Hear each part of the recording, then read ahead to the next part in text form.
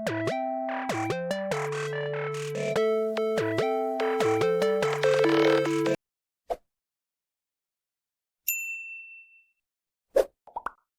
everyone, so welcome back to our class. This is our daily dose series and this is our third video. और आज हम बात करने वाले हैं कॉस्टिंग से रिलेटेड, जो कि एएम में आपका ओल्ड में और न्यू में भी ये टॉपिक है, that is total quality management. तो without wasting any more time start करते हैं आज का टॉपिक। टोटल क्वालिटी मैनेजमेंट में हम लोग को सबसे पहले देखना है कि इसमें बेसिकली जो क्वालिटी कॉस्ट है उसके रिगार्डिंग बात की जाती है। इसमें दो टाइप की क्वालिटी कॉस्ट है, एक तो होती है गुड क्वालिटी कॉस्ट, एक तो बैड। बैड में अपना कौन सा आएगा, basically internal failure cost, external failure cost, this are the bad quality cost. And the good quality cost consists of our preventive cost and appraisal cost, and this is our bad quality cost. Okay, इसे हम bad quality की जगह poor quality, cost of poor quality भी कहते हैं, and इसे हम कहते हैं cost of good quality. Basically थोड़ा सा समझ लेते हैं क्या एग्जैक्टली, क्योंकि हमें क्वेश्चन में यही आइडेंटिफाई करना है कि कौन सी प्रिवेंटिव है, कौन सी अप्रेजल है, कौन सी इंटरनल फेलियर कॉस्ट है और कौन सी एक्सटर्नल फेलियर कॉस्ट है। तो सबसे पहले हम देखते हैं प्रिवेंटिव क्या था। बेसिकली वो प्रोडक्ट मैन्युफैक्चर ही नहीं हुआ है उससे पहले हम कोई कॉस्ट इनकर कर रहे हैं to improve the quality of the product या सर्विसेज, तो उसे हम कहेंगे preventive cost. Few of example of the like quality engineering, कोई ट्रेनिंग प्रोवाइड करना, क्वालिटी ऑडिट्स करवाना, क्वालिटी रिव्यू करवाना, क्वालिटी सर्कल्स वगैरह, सप्लायर के रिव्यू करवाना, all sort of things. Raw material जो सप्लायर दे रहा है उसका रिव्यू करवाना। नेक्स्ट अपना जो अप्रेजल आता है, बेसिकली प्रोडक्ट मैन्युफैक्चर हो चुका है, अब प्रोडक्ट हमारा जो फॉल्टी है या नहीं है, इस चीज़ को हमें जानना before it goes to the customer. अगर वो कस्टमर को पहुँचेगा उससे पहले हमें कुछ कॉस्ट इनकर करनी पड़ेगी, so that the defective product हमारे कस्टमर को रीच ना करे। ठीक है? तो क्योंकि अगर उससे रीच हुआ, वो पहुँचा उसके पास, तो वो रिप्लेस करेगा तो हमारी कॉस्ट और ज़्यादा बढ़ जाएगी। तो इसे कहते हैं पहले ही कॉस्ट कम कर लो, सॉरी पहले कॉस्ट इनकर कर लो, सो दैट कस्टमर को फॉल्टी प्रोडक्ट नहीं पहुँचे। तो इसे हम कहते हैं appraisal cost. For example inspection करवा लिया, पैकेजिंग का इंस्पेक्शन करवा लिया, टेस्टिंग कर ली प्रोडक्ट की, कंटिन्यूइंग सप्लायर वेरिफिकेशन या प्रोडक्ट एक्सेप्टेंस, कि किस प्रोडक्ट को एक्सेप्ट करना, उसकी कुछ क्राइटेरिया रखी, उसको कुछ मतलब एक बेसिकली किसी को अपॉइंट किया, तो ऑल सॉर्ट ऑफ थिंग्स। अब आता है इंटरनल फेलियर कॉस्ट। हमें ये मेन पार्ट है इसलिए मैं थोड़ा सा इंपॉर्टेंट दे रहा हूँ इस चीज़ को। अब आता है इंटरनल फेलियर कॉस्ट। स्क्रैप हो गया तो ये अपना इंटरनल फेलियर कॉस्ट है, मतलब हमारे रॉ मटेरियल से प्रोसेसिंग में जा रहा है, उसमें कुछ स्क्रैप निकल रहा है अपना, तो बेसिकली वेस्ट हो रहा है, तो ये अपना इंटरनल रीवर्क करना पड़ रहा है हमें। ये सब अपने इंटरनल फेलियर्स है, तो इनकी जो कॉस्ट है, like reinspection, retesting, all sort of things are the internal failure cost. अब आता है एक्सटर्नल फेलियर कॉस्ट, जो बेसिकली मैंने सप्लाई कर दिया, सेल कर दिया, उसके बाद जो कॉस्ट इनकर हो रही है because of the low quality product के कारण। क्योंकि क्या हो सकता है, रेवेन्यू लॉस होगा मुझे, मार्केट शेयर मेरा गिर जाएगा, warranties, discount due to defect, product liabilities and warranties, a customer support. ये सारी चीज़ें मैंने यहाँ पे मेजर कवर कर दी है टू द बेस्ट। अब हम चलते हैं कुछ क्वेश्चंस की ओर, और कुछ क्वेश्चंस बड़े सिंपल से क्वेश्चंस है, वो भी that's two from the institute book.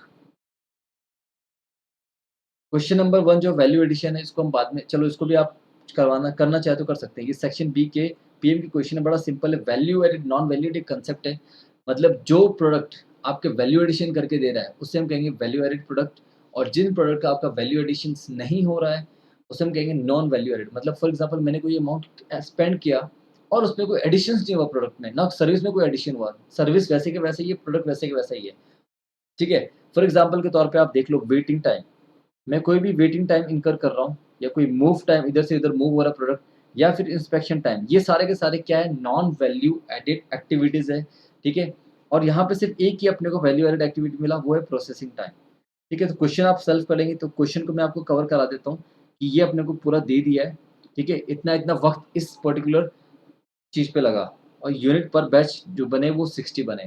तो सबसे पहले अपने को फाइंड आउट यहाँ पे करना है, कंप्यूट द फॉलोइंग मेजर्स। सबसे पहले हमें निकालना है कि average non value added time कितना है। तो what is our average non value added time, तो बड़ा सिंपल है, just add non value added कौन कौन, 6, 1.5 एंड देन 7.5।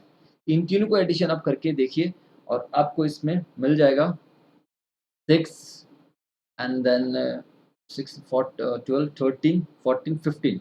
तो 15 is our answer, that is average of the non value added. अब आता है अपना average of the non value added average value added, तो इसमें बड़ा सिंपल है, अपना एक ही जो है इसमें वैल्यू एडिशन हो रहा है, जैसे processing time that is 9 hours, तो answer to second question is 9। अब बता मैन्युफैक्चरिंग लाइफ साइकिल, आपकी जो मैन्युफैक्चरिंग की लाइफ साइकिल है वो कितना है, बेसिकली आपकी जो वैल्यू एडेड है that is 9 value added activity divided by value added activity divided by the total time taken, that is 24 hours, so 15 plus 9 that comes to 24, so in that case अपना कितना है 9 divided by 24 comes to around 37.5%, ठीक है, this is our answer.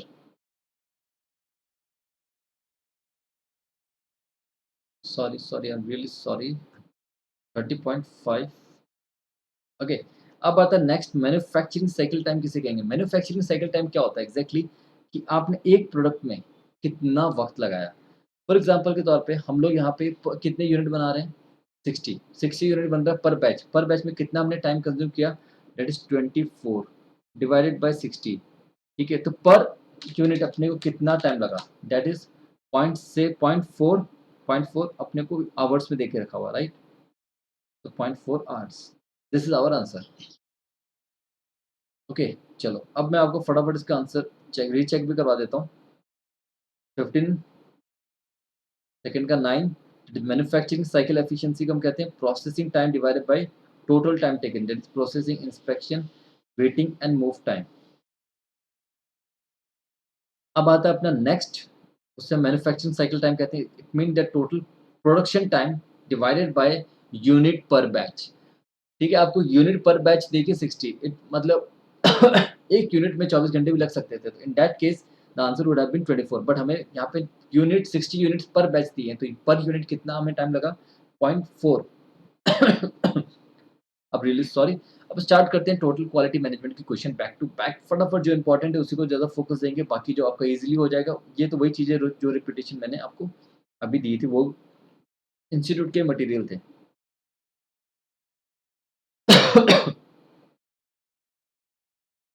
Okay, तो problem number 2 है, बड़ा simple सा problem है, जो मेन चीज़ है इस क्वेश्चन का, जहाँ पे मिस्टेक होने के चांसेस हम वही चीज़ कवर करके चलेंगे अच्छे से, ठीक है।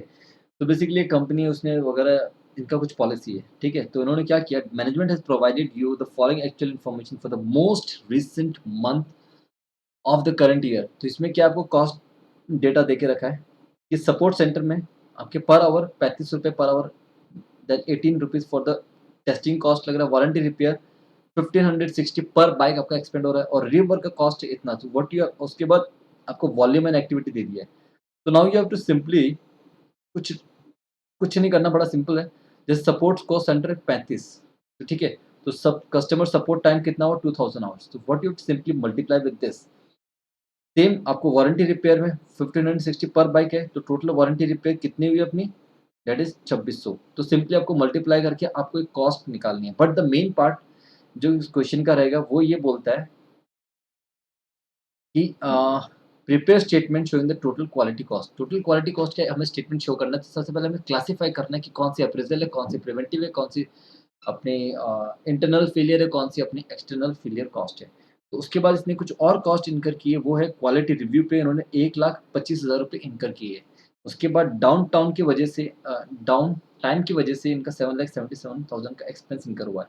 सो मेन जो चीज़ अपने को ध्यान रखनी है, तो आपको यहाँ पे सेग्रीगेट करना है, भी क्लासिफाई करना है, मेन जो क्वेश्चन का क्रक्स है वो आपको क्लासिफिकेशन, सपोर्ट सेंटर मतलब कस्टमर सपोर्ट सेंटर है, ये कब होगा, बेसिकली प्रोडक्ट जब सेल हो जाएगा उसके बाद जो कॉस्ट इनकर कर रहे हैं हम, और तो इसे हम कहेंगे एक्सटर्नल फेलियर कॉस्ट, ठीक है।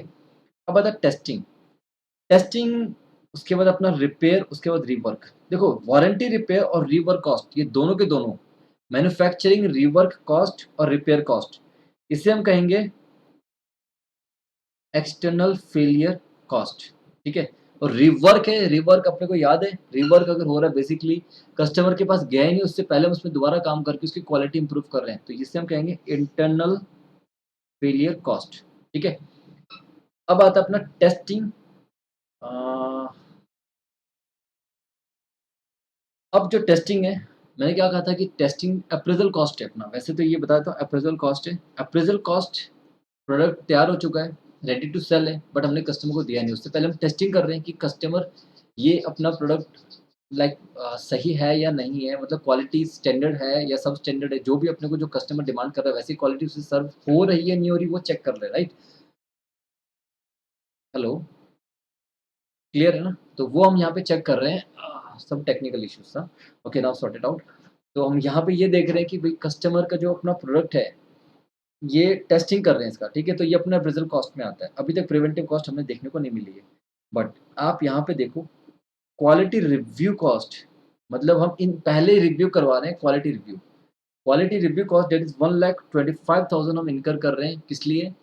ताकि अपना प्रिवेंटिव पहले क्वेश्चंस लेके रख लिया, प्रिवेंटिव मेजर्स, तो इसे हम कहेंगे प्रिवेंटिव कॉस्ट, ठीक है? Quality review. उसके बाद क्या हुआ? Down time. क्यों हुआ? बेसिकली क्या हुआ? Due to the quality issue the in the month the bike production line experience unproductive down time. तो बेसिकली ऐसा क्यों हुआ? क्योंकि क्वालिटी इश्यूज के कारण। अगर हमने अच्छी मशीन रखी होती जो कि क्वालिटी अच्छी हुई होती तो इन दैट केस अपना इतना फेलियर नहीं होता। तो ये अनप्रोडक्टिव डाउन टाइम है, तो ये से हम कहेंगे इंटरनल और एक्सटर्नल। बताइए। तो अगर ये अपना इंटरनल फेलियर कॉस्ट है, ठीक है? प्रोडक्ट तैयार नहीं हुआ ना अभी तक, तो इसे इंटरनल फेलियर कॉस्ट ही कहेंगे अपना। तो ये आंसर फटाफट चेक कर लेते हैं।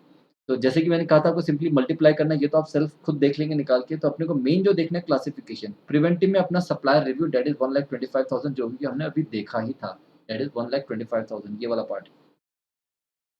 उसके बाद अपना जो आता है, उसके बाद इक्विपमेंट टेस्टिंग, जो कि अप्रेजल कॉस्ट मैंने आपसे कही थी। अप्रेजल कॉस्ट कौन सी थी? जो सब डिलीट हो गया, ये वाला पार्ट, अप्रेजल कॉस्ट, ठीक है? और वारंटी अपना हो गया एक्सटर्नल फेलियर कॉस्ट। अच्छा, रीचेक करवा देते हैं साथ के साथ। देखो, वारंटी एक्सटर्नल, कस्टमर सपोर्ट भी एक्सटर्नल है, और internal failure down town sorry down time and manufacturing rework. तो इसमें कोई डाउट है किसी को? आई थिंक ये क्वेश्चन बड़ा क्लियर है। उसके बाद सेम क्वेश्चन है जिसमें हमें कुछ क्लासिफिकेशंस करना है नहीं करना, बट अपने को पता होना चाहिए इनमें से कौन से अपने प्रिवेंटिव होंगे, कौन से अपना रहेगा क्या बोलते हैं इंटरनल, एक्सटर्नल, अप्रेजल। तो कुछ सबसे पहले जो आसान रहता है वो इंटरनल और एक्सटर्नल फाइंड आउट करना रहता है। तो सबसे पहले स्क्रैप, स्क्रैप रहेगा अपना internal failure cost, okay? Rework, internal failure cost. Product inspection, inspection करवा रहे हो आप, ये अपना appraisal cost. Warranty, external failure cost. Quality training, इसे कहते हैं preventive cost. Material inspection, again appraisal cost. तो बेसिकली ये आपकी सेल है, तो सेल का तो कोई कॉस्ट नहीं है, ये तो आपका रेवेन्यू है। तो अब देखते हैं जरा क्वेश्चन एक्चुअली डिमांड क्या कर रहा है। सबसे पहला पार्ट ये बोल रहा है classify the quality cost as a preventive appraisal internal external failure, ठीक है? Express each class as a percentage of sale. तो बेसिकली आपको 2012 टू 13 का रखना प्लस साथ में उसकी परसेंटेज रखनी है। परसेंटेज कैसे?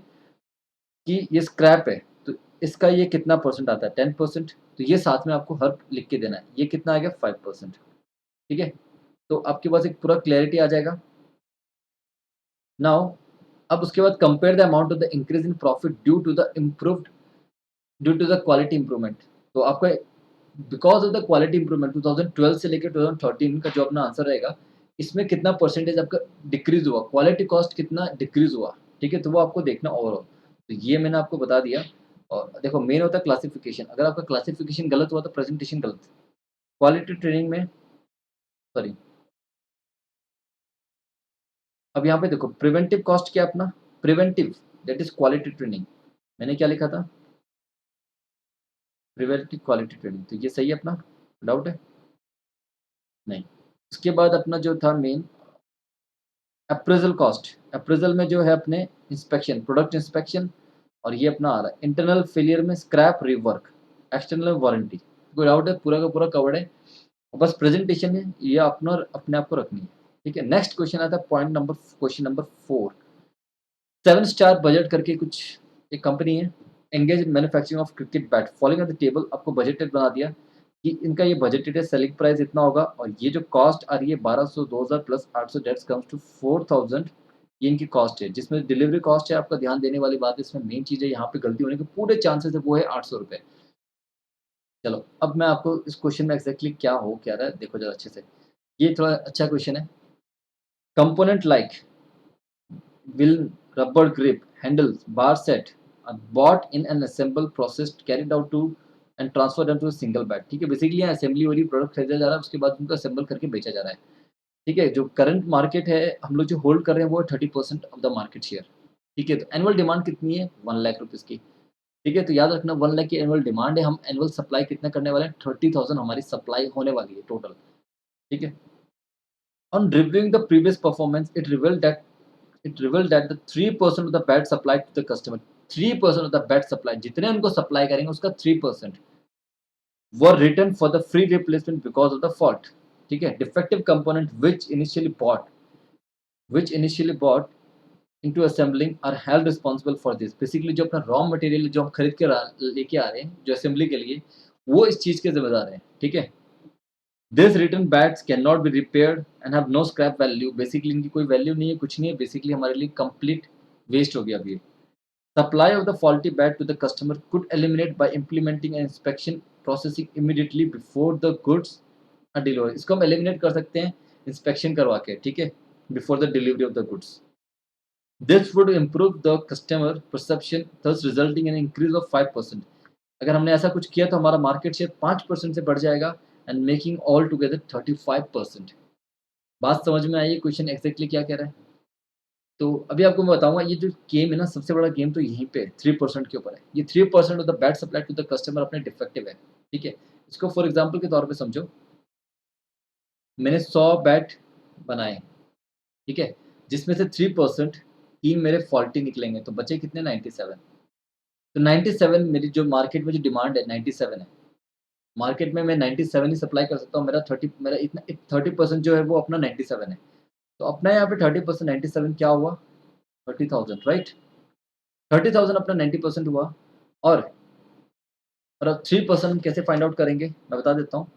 That is 3,000 30,000 multiply by 3 divided by 97। ठीक है, ये कंसेप्ट आपको अभी तक फाइनल में आया तो ये पता ही है ये क्या किया मैंने अभी। ठीक है, तो अकॉर्डिंगली अपना जो आएगा 30,000 multiply by 3 divided by 97 that's come to 928। तो 928 को माइनस किया मैंने इसमें से 30,000 928 में से माइनस किया तब जाके मैंने 30,000 की डिमांड फुलफिल करी है। Is that clear? तो ये कंसेप्ट है थोड़ा सा यहाँ पे जो हमें देख के चलना है। उसके बाद हमसे एग्जैक्टली मांग क्या रही है? Quality, calculate the quality non conference cost for coming year based on the budgeted figures and the sale return rate. Cost of the impact of profitability due to the implementation of the processes. तो क्या बोल रहा है? Non conference cost आपको find out करना है based on the budgeted figure and the sales return rate. तो मेरा क्वालिटी कॉस्ट क्या है बेसिकली वो आपको यहाँ पे फाइंड आउट करके देना है। चलो ये क्वेश्चन बड़ा सिंपल सा है। देखो मैं सबसे पहले तो आपकी आधी चीज़ तो मैंने यहाँ पे सॉल्व कर दी है। ये तो ये 30,000 3/97 की हुआ सबसे मेन पार्ट इस क्वेश्चन का यही है और वो मैंने आपको बता चुका हूँ। ठीक है, तो 928 अपना क्या हुआ नंबर ऑफ बैट रिटर्न्स। अब पर इसमें मेरी कॉस्ट क्या हुई 928 में मेरी कॉस्ट क्या थी? मैंने कस्टमर को डिलीवर किया सब कुछ किया तो इसमें मेरी कॉस्ट कितनी है 4,000 rupees. As I said above कि 4,000 अपना कॉस्ट पार्ट है जिसमें से 4,800 में हम लोग सेल कर रहे हैं। 4,000 कॉस्ट है, 800 का अपना कॉन्ट्रीब्यूशन है इंक्लूडिंग डिलीवरी एंड एवरीथिंग। तो अपना 928 का जो कॉस्ट है वो इम्प्रूव हो गया। ठीक है, आपने एक चीज़ नोटिस की है क्वेश्चन में, आई डोंट नो कि 3% ऑफ द बैड डिफेक्ट है और हम लोग अगर क्या है कि जो हम लोग elimination by supply faulty bat to the customer could be eliminated by implementing an inspection process immediately before the goods are delivered। हमें यहाँ पे जो अपना जो भी करवा रहे हैं ना इंस्पेक्शन, जो भी हम कॉस्ट इनकर कर रहे हैं इंस्पेक्शन की वो अपने को दे नहीं रखी, बट इंस्पेक्शन करवाने का अपने को फ़ायदा क्या हो रहा है? हमें पहले ही पता चल रहा है कि अपने कितने फॉल्टी बैट्स बने हैं। तो हम क्या करेंगे उनको फॉल्टी बैट्स कस्टमर को नहीं देंगे। ऑल्दो हमारे यहाँ पे क्या रिडक्शन नहीं हुआ है, हमारे फॉल्टी बैट की प्रोडक्शन की रिडक्शन नहीं हुई है। हमें इंस्पेक्शन करवा के हमें पता चल गया कि भैया ये बैट हमारा फॉल्टी है और इसे हम कस्टमर को डिलीवर नहीं करेंगे। चलो अब आ जाओ क्वेश्चन। ये था अब नॉन कॉन्फ्रेंस कॉस्ट। देखो इंस्टीट्यूट ने थोड़ा सा अलग करके रखा है। इंस्टीट्यूट ने क्या किया है, जो प्रोडक्ट इंस्टीट्यूट ने क्या किया, जो मार्केट शेयर आपने मार्केट शेयर आपने फॉल्टी प्रोडक्ट के इम्प्रूवमेंट के बाद अगर आपका मार्केट शेयर इंक्रीज़ हुआ, उसका जो कंट्रीब्यूशन है ना, उसको भी यहाँ पे ऐड किया है। बट अब मेरा ओपिनियन है कि हमें उसे ऐड नहीं करना चाहिए। तो हमारा जो total quality non conference cost आएगा वो है अपना सिर्फ़ और सिर्फ़ पार्ट ए, दैट इज़ 37,12,000। ये 37,12,000 कैसे आया? 928 बैट्स जो कि डिफेक्ट थे और उसमें हमारी कॉस्ट कितनी थी? 4,000। तो 928 multiply by 4,000 that's comes to 3,71,200। I hope this is clear. ठीक है? चलो अब आते हैं अपने को सेकंड पार्ट बनाना। सेकंड पार्ट क्या बोलता है? Impact of the profitability due to the implementation of the processes. मेरा इम्पैक्ट क्या होगा? देखो सबसे पहले क्या-क्या इम्पैक्ट है? देखो, इम्पैक्ट बड़ा सिंपल है। मैं आपको ये 35,04,000 कैसे आया ये अलग तरीके से करवा के दिखाता हूँ मैं आपको। इम्पैक्ट फाइंड आउट करना है। तो सबसे पहले क्या हुआ? आपका मार्केट में कितना शेयर इंक्रीज़ हुआ है? 5,000 शेयर आपने और एडिशनल बैट सेल करे हैं, तो उतने की आपकी रेवेन्यू होने वाली है। But there is a twist. वो ट्विस्ट क्या है? मैं आपको यहाँ दिखाता हूँ, ये देखो। आपने कितना सेल किया additional? That is 5,000 unit additional आपका सेल हुआ 5,000 दैट इज़ 4,800 पे, दैट इज़ ओके। आपका वेरिएबल कॉस्ट कितना है? 2,000 प्लस 1,200 प्लस 800, तो आपका रिलेवेंट कॉस्ट कितना हुआ? लेस आपका रिलेवेंट कॉस्ट। ये रिलेवेंट कॉस्ट क्या है? Relevant cost of the faulty bats. अब इसमें से भी तो फॉल्टी बैट्स आएँगे ना, दैट इज़ 155। वो कैसे आया? Let's see. 5,000 है, 5,000 में से आप अभी फॉल्टी प्रोडक्ट तो बना ही रहे हो। 5,000 आपने एक्स्ट्रा डिलीवर दिया कस्टमर को, तो आपके कितना है? 5,000 multiply by 3 divided by 97 that's comes to 155 rounded off, ठीक है? तो ये आपका इसमें आ गया है। ओके, कोई डाउट? यहाँ पे अपना कोई डाउट बोल के नहीं है। ये इंपॉर्टेंट क्वेश्चन अच्छे से देखना, ठीक है? तो हो क्या रहा है इसमें? तो अपना जो कंट्रीब्यूशन है, ये लॉस्ट है। This is our contribution lost, okay? Plus इसमें अपने को और क्या-क्या इम्पैक्ट होता है अपना प्रॉफिटेबिलिटी, बिकॉज़ जो 928 बैट्स हमने ऊपर सप्लाई किए थे लास्ट टाइम, फिर वो कस्टमर से रिटर्न हुए, तो हमारा डिलीवरी कॉस्ट उसमें इंक्लूड हो गया। तो वो भी हमारा कॉस्ट का पार्ट बन गया। पर इस बार क्या हुआ? सेविंग्स इन डिलीवरी हमारी हो चुकी है, तो हमारा प्रॉफिट इंक्रीज़ हो जाएगा क्योंकि ₹800 928 के हिसाब से हमारे बैट में अब इनकर नहीं होने वाले हैं। तो ये चीज़ यहाँ पे लिखी गई है। देखो 928 इंटू 800 बैट्स जो डिलीवरी कॉस्ट है अपना 800 है, वो यहाँ पे इनकर नहीं हुआ। तो टोटल क्या हुआ अपना कितना? 35,04,000 and 7,42,000 that comes to total of 42,46,400। Institute ने क्या किया? ये जो पार्ट है ना 35,04,000 इसको भी इंक्लूड कर दिया as a non conference cost that is contribution loss. पर मेरा मानना है इसे हम नहीं ले सकते और नीचे लिखा भी है the question can be solve in alternate way with the logical steps and assumption। तो आपको ये assumption देनी होगी कि कॉन्फ्रेंस कॉस्ट आपकी क्या है। कंट्रीब्यूशन जो लॉस्ट है वो बेसिकली उसका लॉस्ट कब हुआ? जब वो बैड क्वालिटी बना रहा है, ठीक है? अब वो बैड क्वालिटी बना रहा है उससे लॉस्ट नहीं हुआ, उसको जो बैड क्वालिटी जो मार्केट में बेच रहा है उससे लॉस्ट हुआ है। पर जैसे ही वो इम्प्रूव करेगा उसका शेयर बढ़ जाएगा तो उसके हमें और हमारा बेनिफिट बढ़ जाएगा, ठीक है? अब मैं आपको ये बता रहा था कि 35 लाख की मैं एक और कैलकुलेशन करके आपको दिखा सकता हूँ और वो है बड़ा सिंपल। देखो सिंपल सी बात है, आप मुझे बताना कि आपने कितने प्रोडक्ट एडिशनल सेल किए? 500 सॉरी 5000 और इसमें से क्या कंट्रीब्यूशन था आपका? कंट्रीब्यूशन तो हमने पहले ही लिखा हुआ है, that's comes to 40 lakh rupees, right? Okay. अब इसमें से कुछ कितने प्रोडक्ट ऐसे थे जो हमारे फॉल्टी थे? 155 जो थे ना, वो फॉल्टी हुए। अब इस फॉल्टी में ये हमें पहले ही पता चल जाएगा, कस्टमर के पास नहीं जाएगा। तो इसमें अपनी जो कॉस्ट आ रही थी वो 4000 दैट्स इंक्लूड द डिलीवरी। तो हम यहाँ पे क्या करेंगे 3200 ये लेके चलेंगे। मतलब डिलीवरी कॉस्ट अब हमारी इनकर नहीं होने वाली। प्लस 928 में हम सेविंग्स तो करेंगे करेंगे, प्लस जो 155 फॉल्टी बनने वाले हैं, ये भी डिलीवरी कॉस्ट से बच जाएँगे। तो अपनी इसमें डिलीवरी कॉस्ट कितनी हुई? 3200 multiply by 155 155 into 3200 22 okay so it will be around 4,96,000। तो 40 लाख माइनस 4,50,000 को इसमें डिडक्ट करेंगे, दैट्स कम्स लाइक 25,04,000। आप इस तरह से भी कर सकते हो उस क्वेश्चन को, ठीक है? और उसके बाद then simply add the savings जो आपके कितनी हुई थी सेविंग्स 928 बैट्स की। अब क्या होने वाला है जो डिलीवरी कॉस्ट है ₹800 वो नहीं लगने वाली यहाँ पे। वो भी अपना यहाँ पे एडिशन हो जाएगा, राइट? चलो I think this question is clear. अब उसके बाद एक बहुत ही बेहतरीन क्वेश्चन है, इसको अभी करें या नहीं? चलो फटाफट एक क्वेश्चन और देख लेते हैं। आई होप थोड़ा टाइम ज़्यादा लग रहा है बट इम्पोर्टेंट है गाइस, ठीक है? और एक क्वेश्चन आपके लिए सेल्फ है, वो क्वेश्चन नंबर प्रॉब्लम नंबर 6 रहेगा। अब company produces and sell single product, आपके पास डेटा शीट आपके आ रखी है, ये सेलिंग प्राइस है और 35 फॉर 25 एंड 15, ठीक है? तो 35 plus 25 plus 15 that comes to around 75 rupees. तो अपना जो कंट्री आएगा वो कितना आएगा? 90, दैट इज़ 90 माइनस कर दो इसमें, दैट इज़ आवर कंट्री 15। याद रख लो, ठीक है? अभी काम आएगा आगे। द कंपनी ने फोरकास्ट किया डिमांड की उसकी 28,000 की डिमांड्स रहेगी, कितनी? 28,000। How to satisfy the level of demand, product quality will be increased. How to satisfy this level of demand, production quality will be increased. No opening stock, no stock level material maintain remain sorry no stock level of the material remain unchanged throughout the period. अपने को अब ये following जो additional information है इसके regarding बहुत importance अच्छे से देखना है। ये क्या बोल रहा है? 12.5% ऑफ द आइटम जो हम डिलीवर करेंगे will be rejected due to the specification failure. ये बहुत ही अच्छा पॉइंट है और इसमें आपको रिवर्स कैलकुलेशंस करनी होगी तो ध्यान रखना, ठीक है? कितना? आपको 28,000 आपकी डिमांड है तो आप उतना डिलीवर करोगे, तो उसमें क्या होगा? 20 item deliver to the customer, जो डिलीवर हुआ है, तो पहले वाला कंसेप्ट यहाँ पे अप्लाई करना है, ठीक है? उनको रिप्लेसमेंट हो जाएगा फ्री ऑफ कॉस्ट। तो हमने जो 28,000 जो डिलीवर किए ना, ये तो जाएँगे इतनी सब होगी, बट इसका हमें सेम कंसेप्ट जो 3/97 किया था, यहाँ पे भी एक्ज़ैक्टली वही करना है। 12.5% divided by 87.5, okay?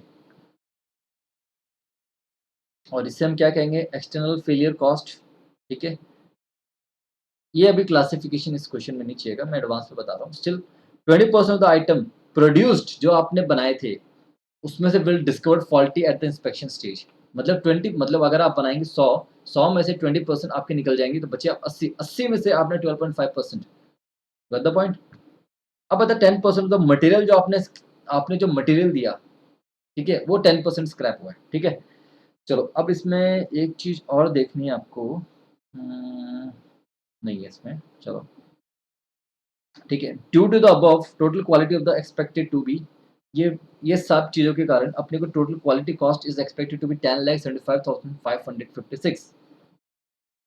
The company is now witnessing following proposal to introduce a training program for the worker, which the management of the company believes will reduce the level of the faulty to 10%। तो 12.5% की जगह अपना कितना faulty हो जाएगा? 10%। तो 12.5, उसमें अपने खर्चे कितने आएंगे? 4.5 लाख रुपए।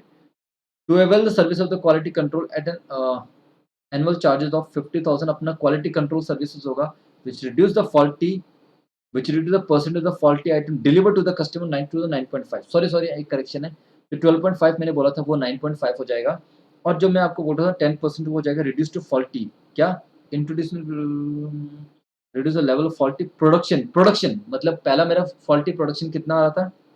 20% आइटम जो प्रोड्यूस हो रहे थे वो फॉल्ट हो रहे थे, और इसकी रिड्यूस टू 10% आफ्टर इनकरिंग 4,50,000, ऐसा कुछ अमाउंट इनकर करना। हाँ, 4,50,000। Now, after incurring some expenses, 12.5 will reduce to 9.5। ध्यान रखना, मैं आपको फटाफट इसका ओवरव्यू दे रहा हूँ क्वेश्चन का, और प्रैक्टिस आपको ज़रूर करना है क्वेश्चन। देखो फटाफट आ जाओ।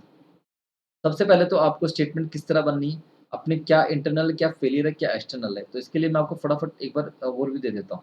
यहाँ पे आ जाओ फटाफट। ओके, तो ये क्या कॉस्ट था? ये कस्टमर को डिलीवर हुआ, वहाँ से रिजेक्ट हुआ, तो इससे हम कहेंगे एक्सटर्नल फेलियर कॉस्ट। उसके बाद क्या हुआ? हमने फॉल्टी प्रोड्यूस कर दिया, तो वो क्या हुआ? फॉल्टी प्रोड्यूस करने का इंटरनल फेलियर कॉस्ट। स्क्रैप्ड हुआ, वो भी इंटरनल फेलियर कॉस्ट।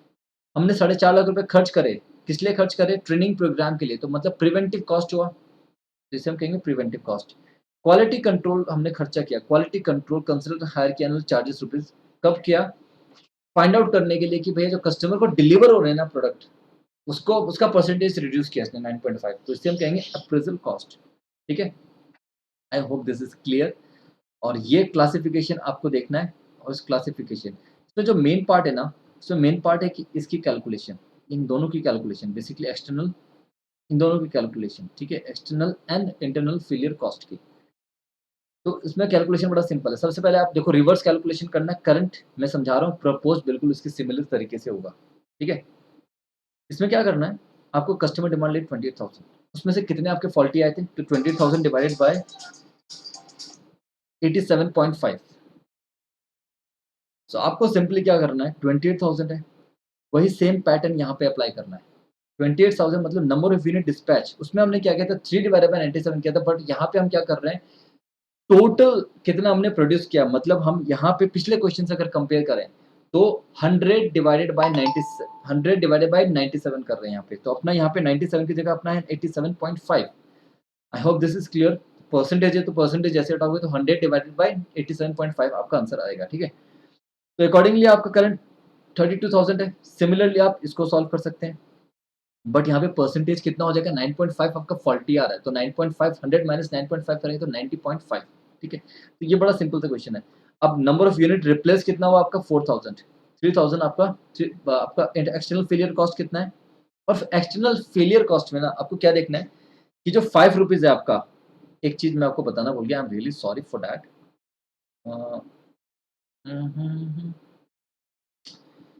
क्वेश्चन में एक 5 रुपीज का एक वो भी लिखा हुआ है, वो मैंने कवर नहीं किया कि शायद, हाँ ये सॉरी सॉरी, ये चीज है। यहाँ पे ये बोल रहा है कि the cost of delivering the replacement item is ₹5। जो रिप्लेसमेंट हम कर रहे हैं 12.5% या 9.5% आफ्टर रिडक्शन, तो उसकी क्या कॉस्ट आ रही है, 5 रुपीज, ठीक है।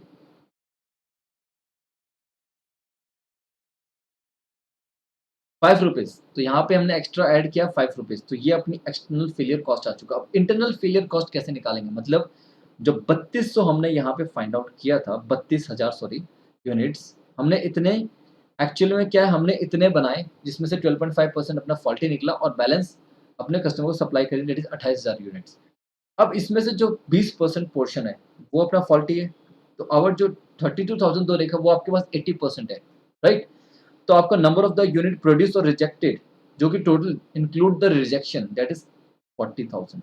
तो यहाँ पे इन that case of the proposed में आपका क्या आएगा, 90% आएगा। तो ये चीज़ का ध्यान रखना परसेंटेज लिखते वक्त, क्योंकि वहाँ पे 20% फॉल्टी था, इसमें 10% फॉल्टी है, तो 100 माइनस 10 करेंगे तो 90, 100 माइनस 20 करेंगे तो आएगा 80। आपने कितने फॉल्टी दिए, 8000 एंड 3438। अब बता cost of the faulty production अपना कितना आएगा, 35, 25 प्लस 5। इसके अंदर वो डिलीवरी कॉस्ट इंक्लूड नहीं है, क्योंकि डिलीवरी कॉस्ट हमारा इनकर ही नहीं हुआ यहाँ पे। यहाँ पे डिलीवरी कॉस्ट कब होगा, जब कस्टमर को डिलीवर करेंगे, तो इसमें डिलीवरी कॉस्ट इनकर ही नहीं हुआ, तो यहाँ पे 35, 25, 15 ही आएगा। देन अगेन आपने, अब आता है मटेरियल कितना स्क्रैप किया। मटेरियल स्क्रैप आपको पता है कि बताया कितना, आपको 10% ऑफ द मटेरियल स्क्रैप हो जाएगा, और ये मटेरियल स्क्रैप में कोई चेंजेस नहीं हुए, तो ये अपना बेसिकली सेम रहेगा, ठीक है। बट जो यूनिट्स है वो सेम नहीं आने वाली, क्यों नहीं आएगी सेम, क्योंकि जो आपका जो यूनिट्स, ये वाला यूनिट्स है,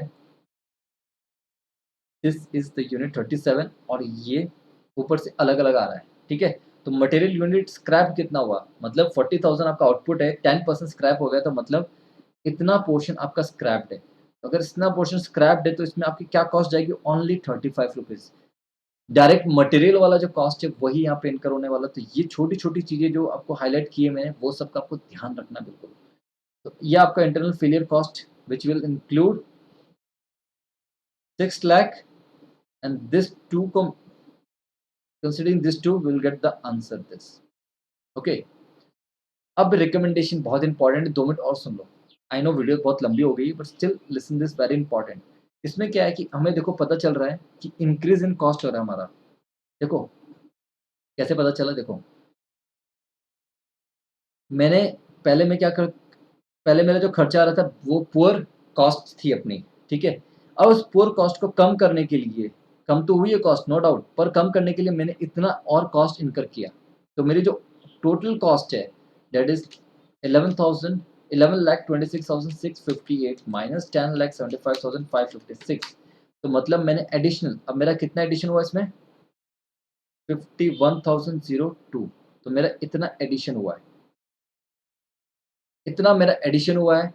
ये कॉस्ट जो मैंने इनकर करी है, ये मेरी कॉस्ट एडिशनल हुई है। बट आपको अभी रिकमेंडेशन कैसे लिखना है वो बहुत इंपॉर्टेंट एग्जाम के। और फाइनेंशियल ग्राउंड अगर हम देखेंगे, on financial ground should not accept the proposal because the increase of 51,001 in the is in the quality cost. ठीक है। हाउएवर अदर फैक्टर कंसीडर करते हुए like which may enhance the reputation of the company, जैसे company की reputation increase होगी तो उनकी market share भी इंक्रीज होगा आने वाले टाइम पे। और ठीक है, तो ये क्वालिटी कॉस्ट को, ये जो कॉस्ट इन्होंने इनकर किया वो जायज़ है, सही है, क्योंकि इससे हमारी प्रोडक्ट की जो मार्केट मतलब हमारे कस्टमर और अच्छे होंगे, उनको रिप्लेसमेंट नहीं होगा, उनको हैरेसमेंट नहीं होगा, तो हमारी मार्केट, अगर ये सब चीज़ें उनकी नहीं फेस करनी पड़ी, तो उनको बेसिकली क्या, हमारी मार्केट की रेपुटेशन, कंपनी की रेपुटेशन अच्छी बनेगी मार्केट में, मार्केट शेयर इंक्रीज़ होगा। तो ऑन द आपको क्या बोला, on a financial term it not advisable, ठीक है? But considering other factor which enhance the situated reputation may increase the company, तो हमें ये लास्ट में ये लाइन बहुत लिखना ज़रूरी है। सेम वर्डिंग सेम होना ज़रूरी नहीं, बट मतलब सेम आना चाहिए। In the balance the company should accept the proposal to improve its long term performance. देखो, कंपनी कोई भी खर्चा करती है ना, तो एक लॉन्ग टर्म नज़रिया देखती है, तो उसके लिहाज से अमाउंट में कोई ज़्यादा इंक्रीमेंट नहीं है। अगर हम क्वालिटी इंप्रूव कर देते हैं, तो इससे क्या होगा, हमारे मार्केट शेयर बढ़ेंगे और अकॉर्डिंगली अपना लॉन्ग टर्म जो परफॉर्मेंस है कंपनी का, वो इंप्रूव होगा कहीं न कहीं। तो आपको ये दोनों पॉइंट यहाँ पे कवर करके चलने हैं। नेक्स्ट क्वेश्चन है क्वेश्चन नंबर 6, ये सेल्फ है, आप खुद करेंगे और ये सच देखना है इसको। एचएल, मैं इसे एचएल इसलिए कहता हूँ क्योंकि हैवलॉक का ये क्वेश्चन एग्ज़ाम से पहले भी आपको ये क्वेश्चन देखते हुए चलना है। बहुत ही सही क्वेश्चन है और ये सेल्फ है, बिल्कुल पुराने वाला जो क्वेश्चन था उसके बिल्कुल बेस्ड है। अगर आपको समझ में नहीं आए तो मुझे बता देना, मैं इसकी अलग से एक वीडियो बना दूँगा। Thank you so much for watching this video, और मेरे लास्ट में एक छोटा-सा मैसेज आप सबको है, do like, subscribe and share. Thank you so much. आज के लिए टाटा, बाय-बाय। अगर कोई भी सजेशन हो तो आप मेरे सोशल मीडिया प्लेटफ़ॉर्म जो कि आपके स्क्रीन में है, आप इन पे मुझे मैसेज कर सकते हो, स्पेशली टेलीग्राम @पंकज मोल, जहाँ पे मैं एक्टिव रहता हूँ और आपको मैसेज की रिप्लाई भी बहुत जल्दी मिल जाएगी। So thank you so much, Tata, bye-bye.